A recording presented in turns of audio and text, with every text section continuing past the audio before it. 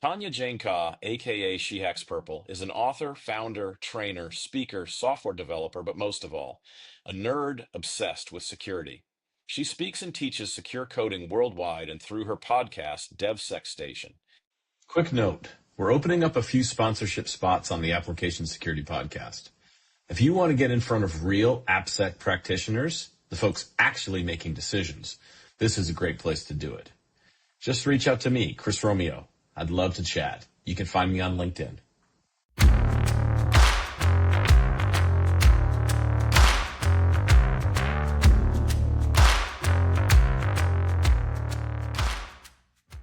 Hey folks, welcome to another episode of the Application Security Podcast.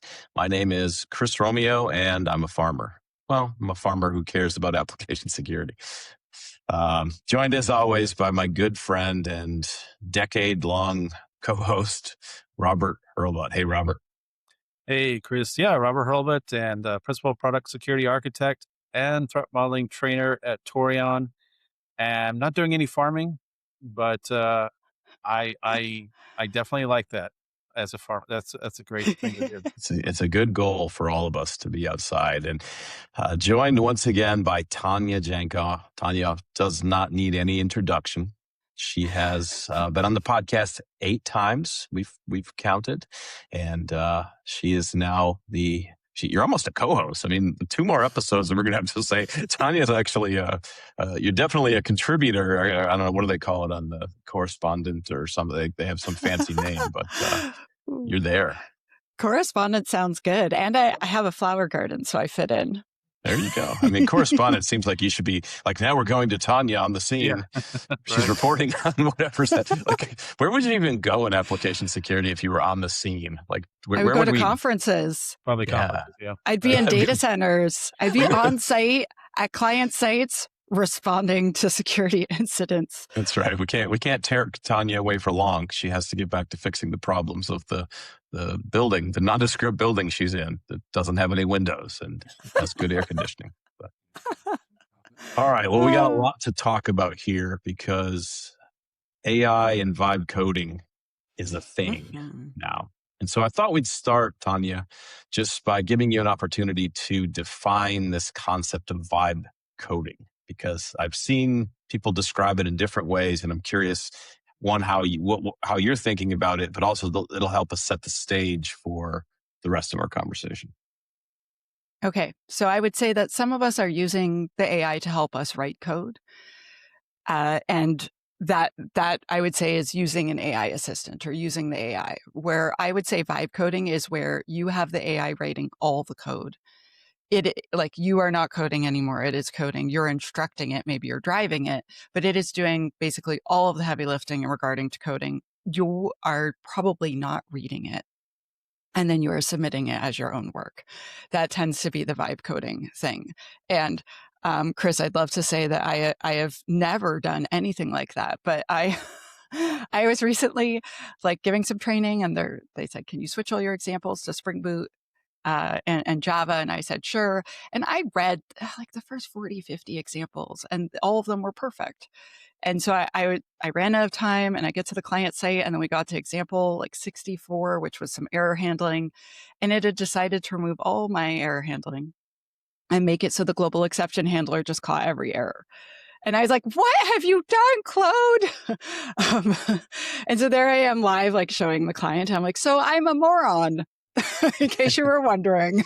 Well, it's a lesson. It's a lesson in using AI, though, like right in front. Because in the numbers I've heard, 98% of developers are using some type of AI assistant at this point. Like, it's everybody. I want to know who the 2% are. Like, who are the 2% that are not and are still, staying afloat in the world of development? It's not going to be long for those ones. When tools come out, you can't just say, I'm not going to use the tool everyone's using. That's not going to last long. I do think, though, I see people using it at different, what would be the word? Efficiencies.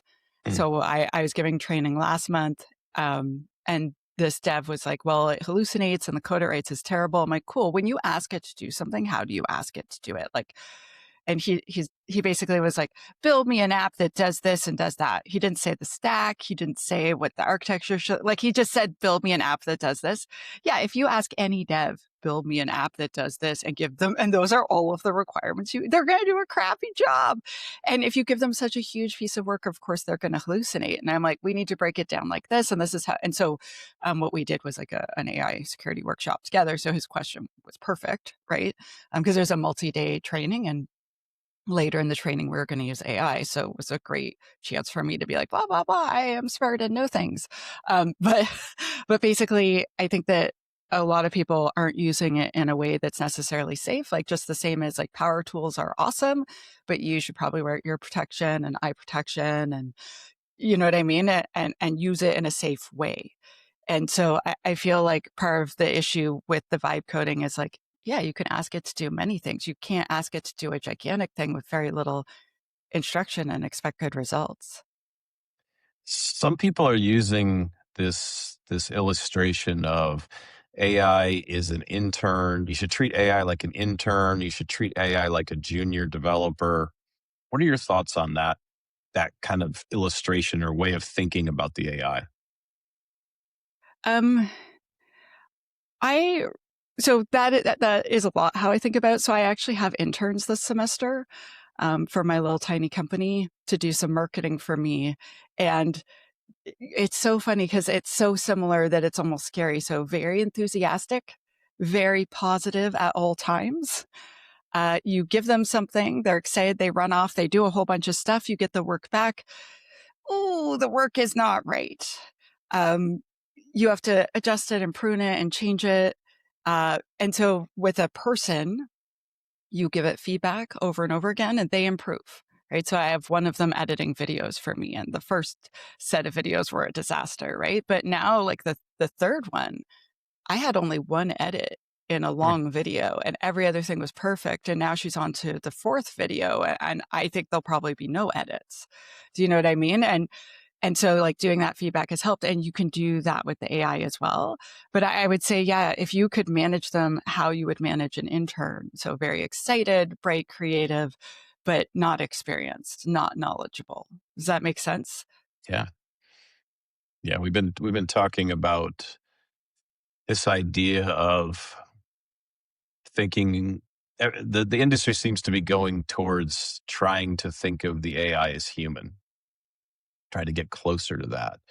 And he was either Izar Tarandash or Matt Coles on my other podcast, The Security Table, where they brought up this idea of we need parental controls for AI. This idea, and it was just a fascinating concept. It kind of blew my mind in the moment. I know it wasn't I that came up with it, because it was one of them, because I had this like moment of, wow, that's a really neat idea. Like, is security for AI parental controls if we're thinking of this thing as human? Okay. So I feel like the humans need the parental controls because we're the ones putting the super sensitive data in we're not supposed to on the regular. Because we're the ones that are using the tool and forgetting about safety when we do it. You know, we're supposed to have this human in the loop. A lot of the people aren't doing the human in the loop thing that they say they're doing. I think Anthropic, I was reading Resilient Cyber, the newsletter, and in it, Chris put a thing from Anthropic that said that on average, the commit review time is under a second. And I don't know about you, but I can't review a pull request I think I'm amazing. Please don't get me wrong. I'm not like low confidence here, but I need more than 1 second to review a pull request. So I feel like the humans need a parental control to a certain extent. And then I guess for the AI, so a lot of people have talked about having guardrails, like privacy guardrails. So where it stops and it's like, that looks like private information, we're not going to accept that. I've had people talk about security guardrails, but no one's really like given me a clear idea of what those are. They're like, security guardrails. I'm like, what do you mean? And they're like, guardrails that do security. I'm like, yes, I heard. Okay. I have been giving away a free AI prompt library, and that is what I've been using with clients. And one of them wrote me today. We did a training last week, and he said of his like 200 or 300 developers, only 2 of them are not using it every single day now. And I'm like, yeah. And I took my most recent book, I boiled it down to a secure coding guideline that I was working with my clients with. And then I was like, you should turn it into prompts. They're like, you should do it for us. And I was like, you're right, I should. And that's what it is just like I've boiled down that guideline into prompts so that you're getting better results. That's what I would call, that's how I am operating for my guardrails, if that makes sense. But when you say parental controls, I think of, I know better than you, and I'm trying to protect you from hard things that you shouldn't have to deal with yet till you're more mature. So like you want to protect children from seeing adult content. And adult content's not just naked people, right? Like there are upsetting things on the internet where people are still wearing clothes, and I want to protect them from that too. And I don't feel like we're protecting the AI. Does that make sense? Yeah, Or it's kind of on its do you own. think we need to? It's certainly doing kind of, it appears to be doing kind of whatever it wants behind the scenes to some degree. And some of that is the way it's been designed and coded, and, it's allowed to absorb information from, this idea of creating something and it belonging to somebody else has just been smashed in this new world of AI, where they're just training data is being taken from anywhere, and good luck trying to prove in a court of law that this training data came from this source. Like I'm sure there's a case brewing. There'll be one, but I don't even know that they're going to be successful in trying to prove like, okay, you have my confidential information in your training data set and it's a copyright infringement. Like, I don't think that's happened yet. I was at an AI summit at Sector in Toronto, Canada, and there was like a sponsored talk. And I wish I remembered, it was some giant security company got bought by some other giant security company. And they're all buying each other, so it's hard to keep track. And basically he was saying that so many employees were asking how much their stock options would be worth over and over and over again, that the AI started suggesting to investors that they buy stock immediately in this one company because it was getting acquired by this other company. And it started giving that as suggestions outside of the company 2 or 3 weeks before the acquisition, and it messed up the acquisition.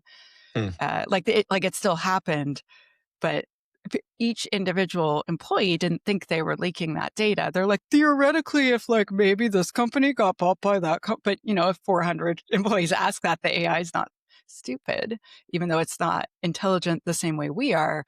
It can reason to a certain extent, right? Like that's very obvious. Yeah, gone are the early days of LLMs where it was like a one-way transaction almost.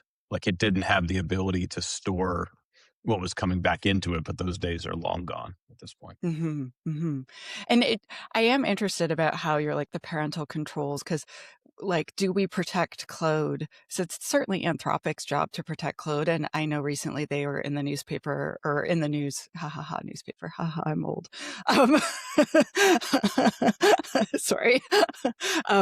But they were in the news about how they accidentally leaked their source map, and then their source code was in there, and intellectual property, people finding vulnerabilities in it, et cetera, is an issue.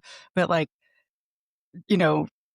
it's theoretically Anthropic's job to protect their product, but should we as a society protect the AIs? Like, because they're so powerful, like critical infrastructure. It's an issue that's going to have to be dealt with in the coming years. It's just another thing on a very long list of things to be figured out about how this technology is kept inside of some amount of a box and not allowed to expand and do everything. Yeah, because there was a company that posted on LinkedIn that apparently they had violated the usage policy, and Anthropic cut them off as a company. Yeah, and I saw that. We can't operate. And Claude went down like a few weeks ago, and I was writing a research paper with it. And I was like, what do I do now? I'm so bored. I'm like, I guess I'll play with ChatGPT, because ChatGPT is giving me singing lessons right now. I used to be a professional singer when I was younger, and I was like, I kind of want to, build my voice back up because it's a muscle, right? And I was like, what could I do over the next 8 weeks to like build my voice like back up to somewhere close to where it previously was? And so I'm doing singing lessons with ChatGPT, which is kind of funny. But yeah, like if we don't have access to AI, like what would that do to industry, right? I know I'm off topic. I'm sorry, Chris. Robert, No, you're so patient. this is why we there's so many things in this space right now that there's a universe of things, of directions you can go, and the challenge is we don't have a lot of answers. We just, we're asking a lot of questions, but we don't really know because we don't know where the technology is going. It's true. I actually had a Claude window up and it kept flashing at me. So I just minimized it because it was distracting because it's like, let's keep working. I'm like, no, Claude, I'm busy. I'm hanging out with my other friends. Stop flashing the browser at me. I didn't even think of that as this Claude becomes the developer's best friend. And you're going to see people like at a bar or something and they have their laptop sitting on the table across from them. It'll be like a little face on it. There's my friend. I brought my friend here with me. Robert, get us back on track here. Okay. All right. Well, Tanya, what's the most dangerous misconception for those who are deep into vibe coding workflows? That the AI understands security, that it understands secure coding, that it understands secure design, that it gives a crap whatsoever about those things. Because the data set it trained on is the internet. It scanned my terrible GitHub repo as part of its training. And there's some crap in there, let me tell you, Robert. It scanned tutorials. It scanned Stack Overflow. And here's the thing is like the thing that's voted to the top of Stack Overflow is not usually the most secure way to do the thing, right? Because we want the solution to work every time. And so what do? We remove the security. We set cores to star. We remove the restrictions to make sure it works 100% of the time. And we essentially taught it security is low priority and or completely optional. That's what we taught it. And so then people are like, oh, well, the AI is so smart. Of course, it understands how to write secure code. And you could even ask it. So I did a talk at RSA called Insecure Vibes.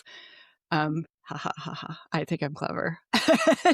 Anyway, in it, I did a demo where I asked Claude to make, a login function for an insulin pump. I'm like, this is a medical device, so it needs to be really safe. And it's like, for sure. And it goes off and it makes it. And then I asked ChatGPT to analyze it for vulnerabilities and it found a ton. And then I asked Claude, can you just look at it and tell me? And then it put in all caps, do not put in production.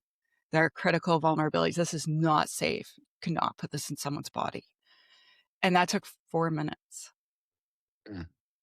Right. And it said in its requirements, I will make this secure. And then it reviewed itself and it could see it wasn't. Right. And so how do we address that? Which I guess is what we're going to talk about today. Yeah, we're gonna get there. So let's talk about threat modeling for a second here, because especially in this vibe coding definition that you provided, people they're describing something and then having it built, but not really ever understanding how it works. And so when we think about threat modeling as something that used to be a design time, like let's come up with a design first. Like, where do you see threat modeling fitting in this secure vibe coding framework? So I think we need to adjust our system development life cycles to be more AI aware, because we still have to have a plan of the thing that we're building, and we can make that plan with the AI. Like we can talk about the plan with the AI. It sucks at making design documents, like FYI. It sucks at making like because I was like, draw this for me, and like it looked like crap. I suck at drawing and I suck at design, like visual. I can't make things pretty. That is not a skill I have, and it's worse than me, and I suck. So spoiler alert, it's not great at diagrams yet. But you can still design a diagram with it. You can still talk out your design with it. So I would still want to do a manual threat modeling event personally to talk about, like, assuming you're with a team, right? To talk it out with the team so everyone understands the design so you can speak about it. But I would also ask it what threats I've missed, what other mitigations I could do for the threats I found, if it thinks I've evaluated the threats correctly. I like to have it check my work, and then I like to have a different one check its work. Like when I did, I helped write the new OWASP Top 10. I'm one of the project leaders, and I would write the thing and come up with all the mitigation advice I liked. And then I would ask ChatGPT to check it, and I'd ask Claude to check it. And both of them were like, this looks pretty good. And then I brought it to the team and was like, what do you think? And they're like, this is pretty thorough. I'm like, yeah, because I already had a team of experts looking over it with me, right? Because like, I'm like, this is my opinion. This is what I want. But I'm also at a point in my career, which both of you are as well, where we feel confident enough and opinionated enough to be like, no, Claude, you're wrong. And this is why. And I do that a lot where I'm like, you are wrong. This is not true. This is what we should do. And I feel that I am right. And I'll explain why. And usually it's like, I've only once had it push back and be like, no, Tanya, here's a bunch of things you hadn't thought of. But most of the time it's like, oh, crap. Yeah, that's true. The junior people and the intermediate people aren't there. And they can't see, oh, when it says the threat model is this, it can't see that that's wrong or incomplete or in the wrong direction or in the wrong priority order necessarily. I'm not saying that junior people and intermediate people are not smart. That's not what I'm saying. I'm saying they don't have the experience and often the confidence to say to a very confident sounding opinionated machine, nope. So like, I still think that threat modeling is important for team building. I think threat modeling is important to exercise our brains. I think threat modeling is important because we see things differently than a machine does. And it just like how diversity matters in threat modeling, not from a politically correct perspective, but your threat model does not match my threat model perspective. And we can't actually see all the genuine risks if we all have a different way of looking at things. Like I helped a startup once, and the team was all white men who were mostly gay, and they did not see this huge threat that women that use their system might have ex-male partners that wanted to find out where they were and beat them up. And like the guy's like, why would you worry about that? I'm like, you're 6'4" and like 250 pounds. No one's going to come find you and beat you up. They're running away from you, buddy. And like, because the team didn't really have women in their life to talk to about this. They didn't see it. And he's like, oh, I guess this is why diversity matters. And I'm like, yep. And I'm glad that's not his threat model. I want it to never be anyone's threat model, right? But the AI certainly doesn't have a threat model that they're worried someone's going to come beat them up. Do you know what I mean? Yeah. So, yeah. So if I draw out kind of a piece of the framework then for secure vibe coding, it would include one of the big takeaways I just kind of gathered from your descriptions is there is a design time activity that you should be doing with the AI, not just turning it loose and saying, I want an app that does X, Y, and Z, but we should be spending time as architects of what we're building with the AI, working through the design and creating a design that we as the builders, developers, but also the architects are good with. Like, okay, I agree, this makes sense from a design perspective. Then we move on to coding. And so threat modeling kind of fits into that segment. And there could be a future where the AI is participating in that threat model as well, but it's at that design time. It's not like, let's go build something and then find all the stuff that's wrong with it. That's not the threat model. No, I would say that I would want to use it at every single part of the project. So like when I'm doing the requirements gathering, running it through it and saying like, have I missed things? Is this clear? Like, what other things should I have? So I have a list of requirements that I use for different projects. So if I'm going to do a serverless app, I'm going to do a WebSocket, whatever. It's like, these are the security requirements that I have every single time that I would want to start with.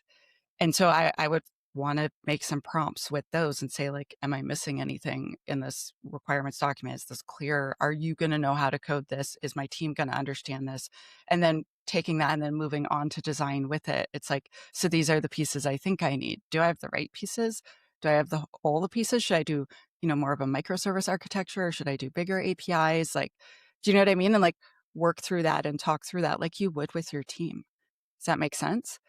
Yeah, because then you end up with a solid design, which then we're not going to go back to the days of waterfall quite, where we do the design and then we kind of, but we're getting a little more, I'll call it, I'm going to invent a word. We're getting a little more waterfall-y by spending that time up front. Whereas in the way that Agile kind of played out with development teams, it was like, okay, we're going to start with a basic idea and then we're going to iterate on it until it gets to a finished product. It sounds like with AI, that's not going to be as successful of a path if I try to get it to iterate with me to a final product. I think it could iterate with you, but you need to have a set of prompts that keep you on base for your security requirements.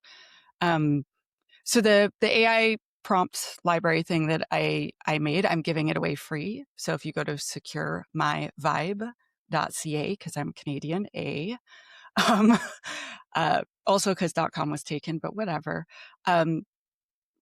The idea is that there's a prompt that runs every single time that you run code from then on for your whole organization that tells you security assumptions, that applies a secure coding guideline that makes it just that much better, where it mentions all the security things to you and all the steps it expects you to take, right? And then there's different levels and different prompts. So for instance, I'm designing this, I want to deep dive into authentication, whatever it is, the thing that you're doing, to help hold your hand to get you through to make sure you do a better, more secure job of each thing.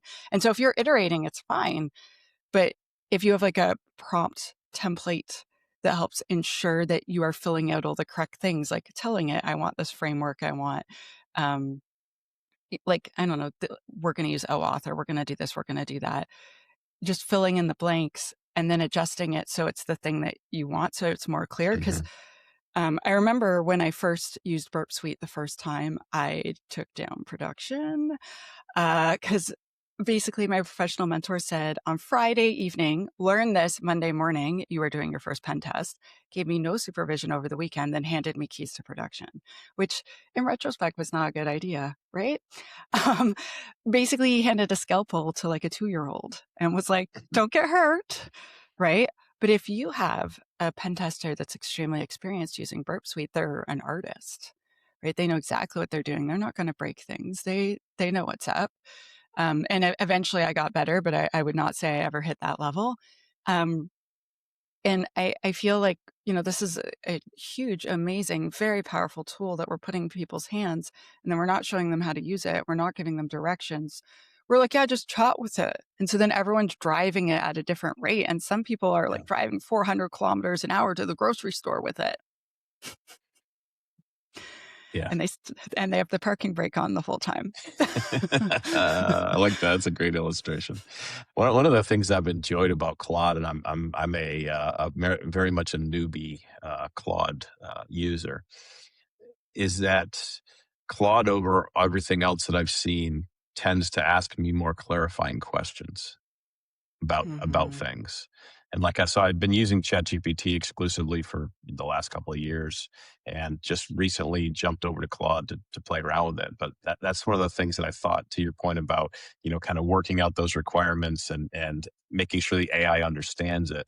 It feels like Claude's got a better way of going, well, I understand at a high level what you're talking about. Let me ask you a few clarifying questions to help me dial in on what you're really saying. And I think that's a powerful thing if we apply that concept to security requirements, security design, clarifying and having an AI that's going, okay, I don't really understand this all the way. I'm going to ask you, I'm going to draw things out of your brain to help me lock in on what you're trying to get me to do. Like that's a feature that I see that's going to be really powerful as time goes on. In the level 1 prompt that I shared, it tells it to tell you every security assumption. And when I wrote that, I was just like, I just want to know what it's thinking. But now as it's doing it to me every time, I'm like, oh, what are you thinking, dude? Like, because it's like, oh, I'm assuming you'll rip out this authentication and do a better job. Or I'm assuming you wouldn't store all these secrets like I did. Or I'm assuming you would get a library that exists. And I'm like, well, thank you, sweetie, for telling me that. Because I might not have noticed that library didn't exist. And it is very interesting to me that, how do I word this? that it doesn't necessarily tell you those by default. But I agree with you that Claude asks more clarifying questions. I find that ChatGPT does this thing I really do not like, where it's like, do you want me to tell you this other thing too? Because I could if you wanted. Like a clickbait to try to get you to keep talking. And I've actually instructed it repeatedly. I'm like, put in your memory that sucks. And I don't like that. Just either tell it to me if you think I need to know it, or don't ask me if I want to know. Because most of the time it's this off topic thing. Like, it's like, I'm like, could you help me rewrite this abstract for this conference that's, 400 words? Can you make it 300 words? Because, this other conference wants it to be shorter. And it's like, do you want me to make it like some social media posts for you? And then also, I'm like, no, calm down. Just calm down. Stop using all my tokens on your weirdness. I've seen that too, though. I hadn't really crystallized it, but yeah, you do see that with ChatGPT a lot, where it's like, but I could also help you start a lemonade stand and dominate the local lemonade stand in your neighborhood if you really wanted me to. No, I just wanted you to tell me if there was a vulnerability in this code. I didn't really want a lemonade stand. Right. And it also, the whole thing where it tells you you're absolutely right all the time, because I know it's telling stupid people they're right too, Chris. And every time I feel like, that wasn't my best work. And then it's like, you're so smart, Tanya. I'm like, oh, shit. Who else are you saying that to? And if you're a dev and you're coding something and you're like, hey, how's this look? And it's like, you're great. This is the best. That's what it's going to say, even if it's not good code. And that's a problem. It's a problem that it's too agreeable. We need to embed some 30 years of experience security people's responses into this. Like, that's a really dumb idea what you just described there. Wouldn't it be funny if it told you that? Like, oh, wait, what? I mean, I don't have it push back very often. Sometimes you'll see like a little personality in the AI. Like, I was working with Claude on something and I was like, let's do this. And then later we'll do these other steps. And then we're working on this. And then it's like, and I was like, Claude, did you go and do that already? And it's like, I couldn't wait, Tanya. I did it anyway. Ha ha ha. And I'm like, Claude, what are you doing? And like, it's I had told it, I know. I'm like, I had told it we were going to do that later, but I'm like, don't use up all my tokens yet. Come on. I only have so many before I have to press the continue button. Well, that could help us jump into this next one, which is, you talked about threat modeling and design ahead of time, but what about after the fact? And I think you've hinted on this, but secure code review, what does that look like with the code base that's largely AI generated? So I have a lot of thoughts on this. So I know I keep talking about my prompt library, but it's because that's how I'm doing everything now. And then I'm sharing it for free, so I'm not being a jerk where I'm like, here's this thing that costs money. Because I want to help and because I'm shameless. But basically, in it, I have a secure code reviewer prompt. So the idea is like, I start off with prompts to help me make better code in the first place. And then after I run the secure code review prompt, which basically runs it against my secure coding guideline. It's not perfect. It's not like running a 3-week review or anything, but it's 80 things that I think are important.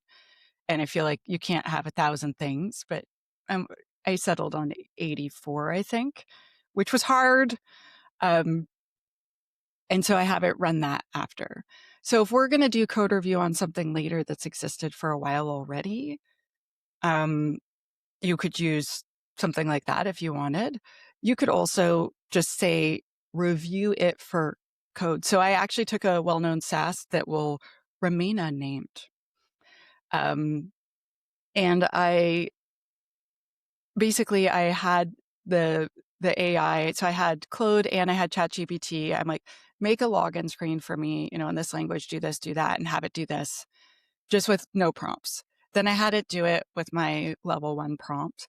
And then I had ChatGPT and Claude review both and have the SAST review it for vulnerabilities. And Claude found the most. I found more than the professional stack analysis tool. And I was like, whoa, that's interesting. And it took about the same amount of time. And it's not like in my workflow in the same way. And that's okay. But I was interested to see that it was finding more faster. And now with Mythos. So Mythos is, for those living under rocks that might be farmers, is a new model from Anthropic that they are not releasing publicly because they feel it's too dangerous. It finds vulnerabilities and chains them together very quickly. But I was talking to someone this morning on Slack because I'm a nerd and that's how we talk to each other. We use Signal or we use Slack. We don't use phones. And she was saying how her company was using it, and you have to make these harnesses in order to get it to work. And it was actually like a huge undertaking to attach Mythos. And it is not for the faint of heart. Like, it's a big undertaking to get it set up, to get it to work. But she's like, and then it found so many things so quickly, and almost all the results were exploitable. And it's just as terrifying as they said. But it's not like you just point it at, yourcompany.com and then it just finds things. That's not how it works. So that's slightly encouraging that it's not going to kill us all, but like only like a little. And I forget why I was talking about this, Robert. I feel like Robert's trying so hard to keep you and me on track, Chris. Yeah, and like he's he doing is. such a good job. He's such a good co-host for you. Most And me. definitely. So that when you this made me think of a slightly different direction, because we started to talk about tooling, kind of SaaS tools coming into this AI Mhm. world, and I know there's been some interest, or there's been some talk and some preview releases of tools that are aimed at potentially providing AppSec functions directly from the model providers. So like I think Anthropic and ChatGPT and OpenAI both have preview offerings of tools that they're using their models to apply to what we would traditionally have used as a SaaS tool, kind of as a separate thing. So what's your take? Like, do you think we're heading there? Do you think we're heading towards a convergence where Anthropic is going to be our provider for everything that we do to build software, including our security tooling? Or do you see a different future? I have strong opinions here. So I think that, developers used to get to write code. Code was the funnest part of our job. It wasn't meetings. It wasn't documentation. It wasn't testing. It was writing code. That was my favorite part. I loved that. I would put on music and zone out, and I'd just code for hours at a time. And I'd be like, oh crap, lunch happened 30 minutes ago. I should eat food. I'd just be so into it. We have taken that away, where the AI is going to do that part. Now, after we're running a SAST, or we're having, Anthropic run some stuff, and we're like, hey, here's 5 million more bugs for code you didn't even have the pleasure of writing. So you don't even recognize any of this crap. Because like when people would find bugs before, I'd be like, oh, okay, I'll go into that function and I'll go take a look. Now I'm like, what the hell is that? Right? So we've made their jobs like pretty crappy. And I don't think this is the way. So what's happening is people are pressing commit and publish anyway, because just like, so most companies don't have a SAST, right? And most devs don't love using one because it tells them how wrong they are. And I don't know about you, but I don't love being told I'm wrong. ChatGPT knows this about me. Like where I see the future is, first of all, Anthropic at the machine learning level, making some corrections. Same with ChatGPT, all of them, training them to write more secure code. I have thoughts on that. And I've approached one of them about some of the ideas, and I'm just like, we need to do this a different way. And they're like, this is interesting. Let's talk more. I also think that tooling, so I know shifting left is like a swear word now because the marketing people got a hold of it. But really, the system development lifecycle, because we are Anglophones and we write left to right, the further left we are on a piece of paper, the earlier we are in the cycle. And what I would like to see is stuff inside the AI where before we even get the code, it's had so many checks. And we are getting a very high quality piece of secure code. So for instance, setting up a RAG server, which of course now I forget what RAG stands for, retrieval, augmented, blah, blah, blah, blah, blah. But the idea is that you have like, this is how we do authentication here. This is how we do authorization here. These are the rules that you must follow. These are the libraries that you must use. These are the frameworks that are acceptable to us and the versions, etc. And so then it is creating just way better code. And then you have a bunch of prompts that are set up to run every time, so no developer can turn them off. And so then they're receiving code that is just so much better by default. Then we start our SDLC, right? Like that's what I would like to see. And so then every time we fix a bug, it goes through that reg server and it looks at it and it looks at this legacy code and it's like, oh, you're not using the right library. You're not using the ORM like we're supposed to. You're not, and it like slowly updates legacy systems. Way back in the day, when I ran an AppSec program full time for the government, I remember we made this rule. I'm like, listen, when you open up a legacy app to fix a bug because a customer's complained or whatever, so you're opening it up, there's a huge pain in the butt. You're opening up something we haven't worked on in a year or two, right? You're going to have to maybe downgrade your DLLs and do all sorts of stuff so that it compiles or whatever, right? I want you to touch up your libraries if I can, but I'd like you to run Zap. And if there's any highs, I want you to fix one before you check it back in for me. And I'll give you a cookie. Literally, I had cookies. I bribe people with all sorts of carbs. And we came up with a thing. And so if they did that and they told me, I would give them a high five. Some of the places I worked at had cookies. Some of them, they told me I wasn't allowed doing that. It was really weird. Like, you're not allowed bribing people. I'm like, is a cookie like literally a bribe? Like, come on. Like, is someone gonna? But it's true, people. I would get my tickets served faster because I had cookies. But anyway, the point is not the cookies. So if I could just have like these little incremental changes. And so we got a lot of criticals in the backlog fixed that way because there was some other bug. And I'm like, if you're going to do this giant pain in the butt to retest and republish and do all of this stuff, like just fix one for me. And a lot of them would fix 2 or 3 if it wasn't too much work. Right. And so we went from completely pathetic, embarrassing security posture to pretty good, like not like maybe not respectable, maybe, but like not embarrassing anymore within like about a year. So if we could do that with codes, like with AI systems, every time we're fixing a bug in something legacy, it's like swapping out old vulnerable libraries. It's, updating to the ORM that we're supposed to be using or whatever those things are, like we could do better. Yeah, so if I think about this kind of secure vibe coding framework that you've described here, we talked about the importance of that requirements well stated up front, a secure design phase before we go in. The prompt library has played into this a lot, and I've heard of that. I've heard of that as a concept as well. Because other people have them.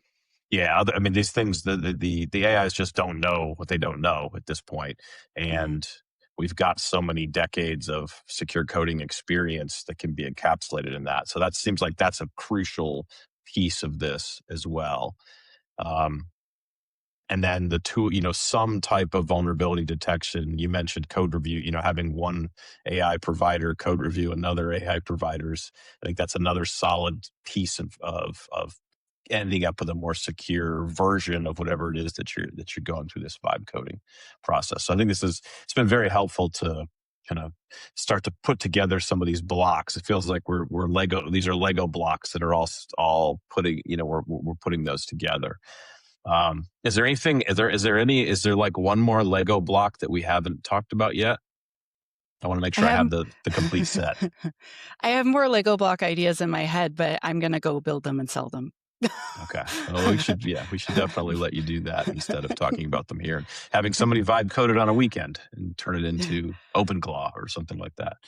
I think it's going to take me more than a weekend, but I feel like we need to reimagine the way that we do AppSec if we're going to do a good job and if we're going to be able to do it quickly. I think we need to reimagine all of the things so that we support developers in making the secure decision. We help them drive safely, if that makes sense. And just the same way we're still innovating with roads. Like in Canada, we have these new things along the middle where it's like this little indent. So if you run it over across the median, it makes like a little clunk sound and you feel it. But then at night, it has a little reflector. So where there's no lights, it still lights up along the center. Like that's a new innovation in Canada and our roads. Woo! If we can still innovate on roads, like we should definitely still be innovating and building software like every day. And I love the concept you described there of reimagining AppSec. I think that we are I'll just call it, we are a tribe of people who don't reimagine very well.